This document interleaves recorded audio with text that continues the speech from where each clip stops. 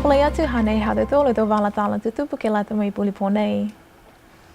Koe taha Arrow International ko tau whimatuhia e ngā hua mga honei male atu e whakiloanga ko whiwhili ai ke uta tō whai talahauanga e whakawhilianga.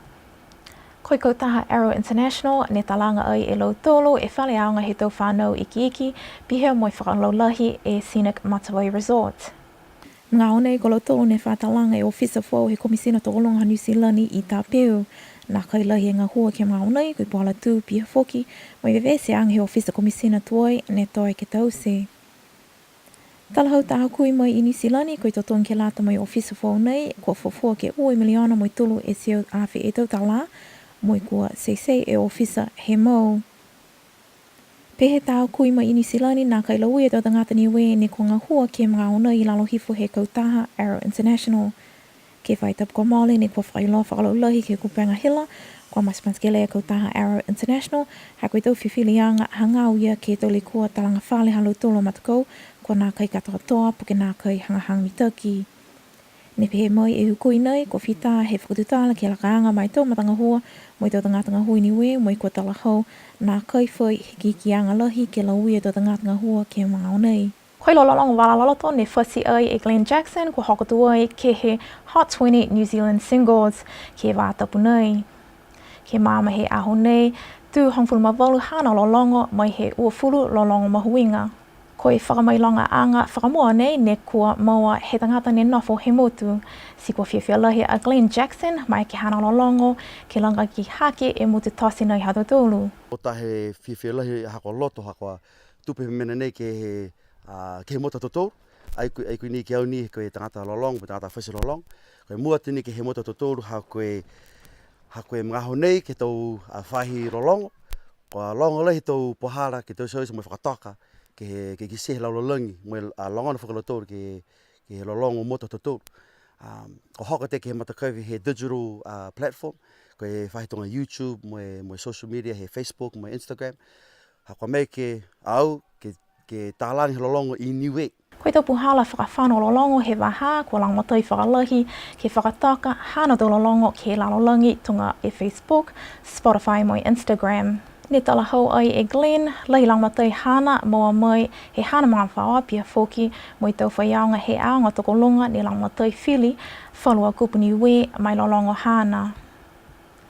Kua mana ke a Glenn, ke uhu whalu lolonga hana ke taunanga Pasifika i Okalana, New Zealand au ufu matolu i Amasi.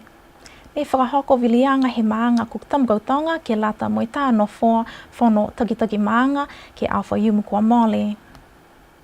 Toko loa ko Ricky Makani mo Dalais Funaki ne whakatu hingoa ke lata moi vilianga. Limgo fuluma ua e tangata vili ne mai ke vili ai ke he vilianga. Kautua Ricky Makani moi ofuluma ono e vili, moi ofuluma tolu ha Dalais Funaki. Tolu e vili ne naka i totou. Kua whamaoli he takitaki he tau vilianga he mga aho pale la aho niawhi, kautu a Ricky Makani moi eke aia mo tāhu kui ki loto he whono takitaki maanga hatamgautonga. Kua whailoa he ofisa totou matanumela tolu poini onofuluma tolu pasene ne malakisi toko loa he motu ke he tahatau kua male whakausi Disemo ua whi hongfuluma walu. Toko loa ne kisia kua lahi e langmatai ke malakisi koe whalaoa poini nā kai o fuluma fitu pasene mo i tau puhala o whenanga kua nā kai whai langmatai ke he negative nā kai poini he ngofulu e pasene. Koe Consumer Price Index for tau hikianga he tau koloa mo i tau ngahua he tau kaina. Koe tau hikianga nei laia e tau tupe mōli he tau tangata ke whakamali whakatau e tau koloa ke lata mo i tau mangwhawa. Koe awhaleile whai tapu kua male ne whakatata tau ie he tau matua whiwhine mo i he tau whakaakoanga wali ie mo i sia ie pili halo tolu. Toko long lau tolu ne kua tolo atu ki makini ke mamata atu ki he tau tuwhunga fōu kua whaka ngahua mai he tau whakakoanga. Whiawhiala ia takitaki he matakau he tau whiwhine he motu kua whakamakai tau whiwhine tau se halo tolu tau ie mai kua whakatata ki kisia he whalu matu whiwhine. ko to lai fia i ha ko loto ha ko ono ka ha ke te mo to fini ha to lo mo to lai fia la to me fia ni ha ni la to ki fia ko mo e ku fu ke manga ho ni fia ko i ka ko fita lo to lo i la ki me tau fi mai te fia ko ngai ki te puhala voli ia ne ko ka kisi e hento tolo fia o nga ki ha na sipe mene ni ono yo me to longa fo ki te fifini ne ki kisi ki ai ko mai ki ha to tolo ka ina tolo e ko e la ia fo ki bi te li mai ha ko to fika ko nga ni ko fika ko to ki ai Koe whakaakoanga nei, nā kai ni mai tō whiwhine, ka kua patuia fōki e tō tāne ke tō mga hui mua. Lahi aonga e whakaakoanga ki mai ki oi he tō whiwhine ki liwa ki atu tō mena ni maua mai he whakaakoanga ke tō whiwhine maanga, ne nā kai mai ki ke whakalataha atu ki he tō whakaakoanga. Kua lata ni ke whakamatuta te whakakoanga ni ke lata ia mo tū. Kai ke whakatumau ni ke hā ke whakaako ki te waholotu ke hado tolo kai na tolo ko makini ko mtoro ne manako ke fia wali ye ma matuta ki atu mtoro atau whakakoanga ka ha o hifo mai ki makini ke whakaonga te lapa ko te lapa ni ko tama ia i hado tolo whiaonga ke lata me hado tolo te whakakoanga a naka i mai ke to e te lapa ia ka eki ko hautaha ke ore ke uta ke whakaonga whakamanga ka e mitaki ni ke whakaonga ki makini si koe ke lata mai whakalaulahianga ono ha ki ai tunga ni jalangona whakitautu he ahoia e tale o mai he tau he tau mamatotani ne manako fo ki a lotoru ki moa ta manga ha lotoru tau mamatotani si manatu pe to lahi mitaki ke moa fo ki ta ha mai tau mamatotani ha tolo motu to ilo lotoru ke voli ha kama feta matani fo ki matu taki ki ha tolo fika kwanga si ono ke ma fisila he lotoru ha ki fata tai ha tolo to fifini Whiawhiala he whaianga ko te pori, hako ki sia ia whiawhia moi whakamakamaka, he tau whiwhine ne hohoko atu ki whakaako moi hana whakaoho, ke he tau whiwhine ke whakise e tau tufunga kai ua fufu mo atu ke atu hou, whiawhawhoki a ia, hako ki sia ia tau fuata kua kau whakalataha ke tau whakaakoanga. Koe whai top ko mole ne tau se ai taha whakaakoanga ke lata moi tau whiwhine kua putuia ke tonga hua ki lunga he moana. Toko ua fulu e whiwhine, he motu ko lauia ki he ngahua penei. Lau lahi tau whai ngahua nei, ngahua he tau tāne, mga hau nei lahi o moi anga, moi whakaoho ki he tau whiwhine ke ngahua ki tau whai ngahua nei. Toko ue tau pulotu ne whakalataha mai ki whai tapu ko mole, ngahua moi whai he maritime transport, ke tau se tā whakatoka anga, ke asiha ki tau langmatai, mai tau whiwhine ngahua ki whai ngahua nei he motu. Kola wane ne hukui e matako Secretariat of the Pacific Community ko Miss Ore Taua moi Mrs. Mavis Joseph Langavatu. Ne pe mai e tau pulotu nei ko whakamatapatu e Aho World Maritime Day ki whakaoho tau whiwhine ke tau punga hoa nei.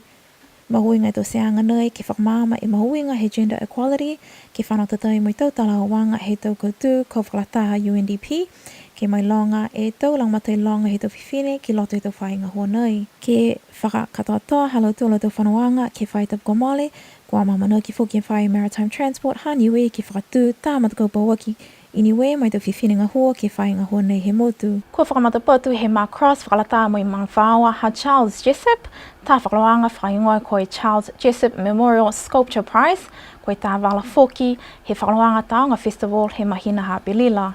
Hawhangi atu e tālanga tau lapa whakasino ki hata ngata ki mai ki ke tuku whakalataha mui te whakasino haia he Sales Valley ki Matakawi ki Kulangi Sculpture Park he maanga haliku.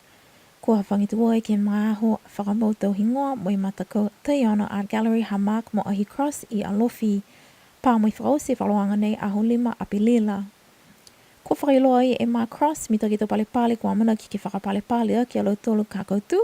Fuafua ke ue awhi moi limseo i tau tāla ka whakamole ki tau palepale. Kua mana ke whoki ki hawhangi moi oat ke kiskis ke tau whakasino ha John Pule, tāta ngata tā whakasino talahaua he hātau tūla motu. Ko laua ne koutu, ke whiua nei ko Pauline mo Mark Blumsky. Tō lei whiwhia Pauline, ha kua mitaki tō pele laua mo Mark, tō toko atu ke longa matakau mitaki ne pele ai ke māma he aho. Tōlai whiawhia haku mua mo matani haku maki e championships e tau singles e tāni mo whiwhini. Koe monga whakamua lea he mua e maua e hoana mai tāni he tau championships nei si unot ki mua whuki e whiawhia mo e manakula he mua ki ke whakatumau e te olo whapolo mo hako manako whoki ki o ke he Pacific Games I Samoa I Ulai kai whakamua o ke he Asia Pacific Games I Gold Coast I Australia hako I tahana whio ia ni lahi mahuinga lahi ke he lalolangi he bowls, slow bowls so ka hoko maua ki nei ke whio ia ko e taha whio lahi e ni kua whia manako lahi mo mai loto ki compete ki ai. Le pele Pauline Blumsky mo Christine Ioane ke pele whakahiku he matakau I tau whiwhine mo Mark Blumsky mo Desipa ke matakau I tau tāne. Ono Pauline ke mga unei ke whakatonga ki mua hana tau pele ke lata mo I whiwhilianga ke huku e Niue ke tau whiua atu Asia, mo I Pasifika ki Australia he mahina hayuni, mo I whiua sipota he Pasifika tonga ki Samoa he mahina hayulai. Ne whakahoko ai e tau whiua kilikiki he tau tāane ke oki vātapu. Ne whetoko ai a liku mo a lofi I ha kupu, vihu e tā mo I koutu ai a liku ke ue ala. Whetoko la kepa mo tuapa ki waia, tā mo la kepa mo I maua ai, tā seo hiwanga fuluma ona ala katoa. Tutu le tuapa mo I maua ua seo mo I ona ala, lalo hifo hong fuluma lima I minisi ne tai. Tā ha kupu mo waia ki la kepa, vihu e tā mo I kisia ai, whai mga aho kwa whetoko mo I lutu ai ki he male. Mga hau whakahiko ai, mo I hakupo ala Hawaii kai hoko e tu la whawhasi. I loa I TV Niue, kua mana ki ke tātu, ke whai whiwhilianga e kompisi ki ai. Pēnā hatu tolu tau walatala tutupu ke lata mai puliponei, mai ke fōki ke moa I tau walatala tutupu hamau tolu ke he kupanga hila. Nono whaa mui munuina.